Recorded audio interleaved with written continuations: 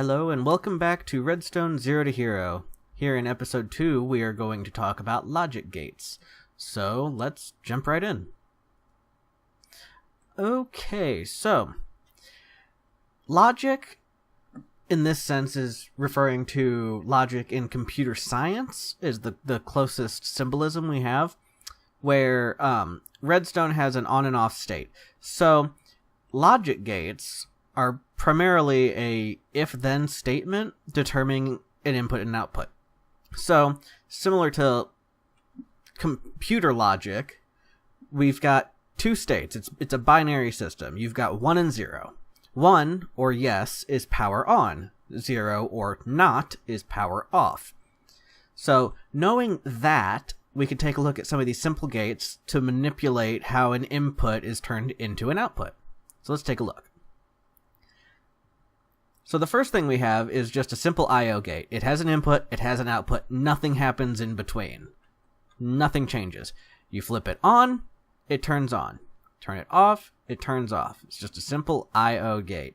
This is no different than a lever connected to just plain dust to a piston or anything like that. Nothing changes along the course of getting from input to output. Next, we have a NOT gate. Now, this is the first gate that you'll use to manipulate the signal between input and output. So a NOT gate will take the input and reverse it. It will invert the signal. So right now you can see that this lever is in the off position, but the output is on. It has inverted the input. So if the input is on, the output is off, because you are turning the torch off because it's connected to this block. So you're powering through the block and the torch to turn it off. So using a NOT gate, you can invert any redstone signal to get the opposite one.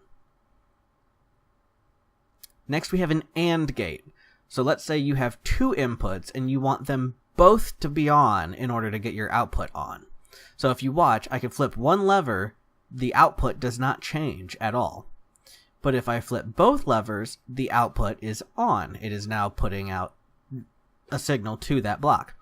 Now, that means that the AND gate, which means that both of these torches have to be turned off, whether that be a torch tower coming into the bottom or redstone coming into these blocks, similar to the levers we have here, both torches have to be powered off in order for this torch to turn on. Because no matter what, one of these torches, if they are on, is powering this, which then turns off, uses this redstone dust to turn this torch off. Which means that we require both inputs in order to get the correct output. So it's an AND gate. Now, the logical step from that would be a NAND gate. So this is a not AND gate. So it is an AND gate, meaning that you need both inputs, or all inputs, have to be flipped in order for you to get an output. But since it's a not AND gate, it's inverting the signal. So both inputs are off, so the output is on. If both of these are zeros, then this is 1. If both of these are 1s, then this becomes 0. It's the same exact thing, except inverting the signal from a normal AND gate, because we've eliminated the torch and it's just the dust straight to it. So no matter what, if one torch is on, the dust is on. So you've got your inverted AND gate, or a NAND gate. Next, we've got an OR gate. This type of gate is very self-explanatory, meaning if you know what an AND gate is, it's pretty easy to figure out an OR gate. If an AND is both this input and this input have to be flipped, then the OR gate is this input or this input. So we've eliminated the torches, and it's just dust, meaning both of these inputs are connected by dust to the output. If one is on, it's on. If both are on, it's on. They both would have to be off in order for it to be off. So that is an OR gate.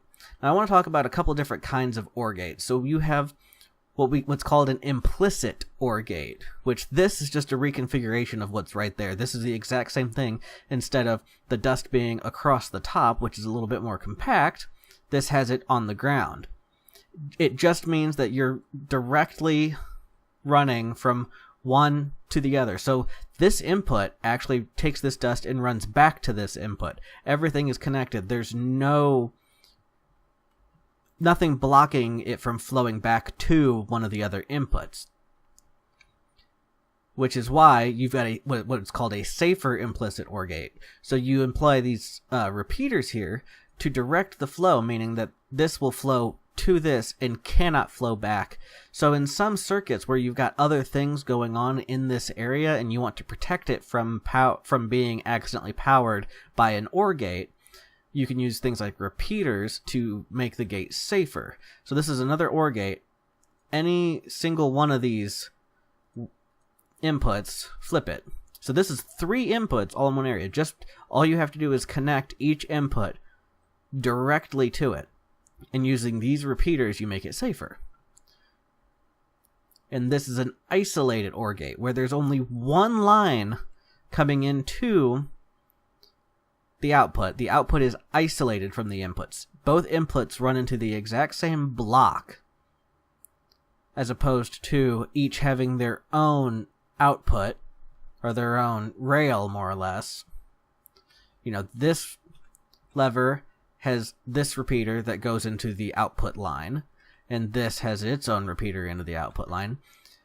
These isolated gates have a line that goes into a block, and this line goes straight into the same block. So it's like running both inputs into the same repeater. So you've isolated the output from all inputs through the same line.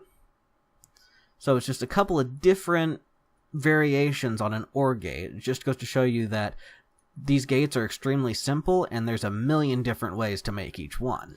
Now, the last simple gate I want to talk about is the NOR gate. So if we know what an OR is, we know what an AND is, we know what a NAND is, a NOR gate means a not OR gate. So you've got an OR gate here where either input, this input or this input, will manipulate the output. But because we've included a torch, either input will change the state of the torch, so you have inverted the OR gate.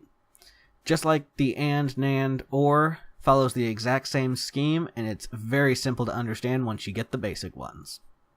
Alright, now that you know some of the simple gates, there's already a ton of redstone contraptions that you can go ahead and create.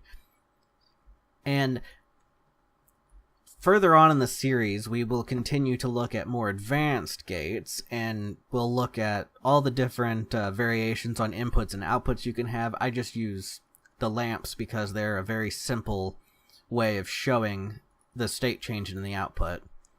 And then, as we continue on in this series and we talk about actual contraptions you can make, and we look at a bunch of standard redstone creations that you find in most bases, you'll be able to point out in each contraption, oh, this little part of the circuit is an OR gate, and this part over here is a NOT gate because we've inverted the signal to, change the way this piston behaves.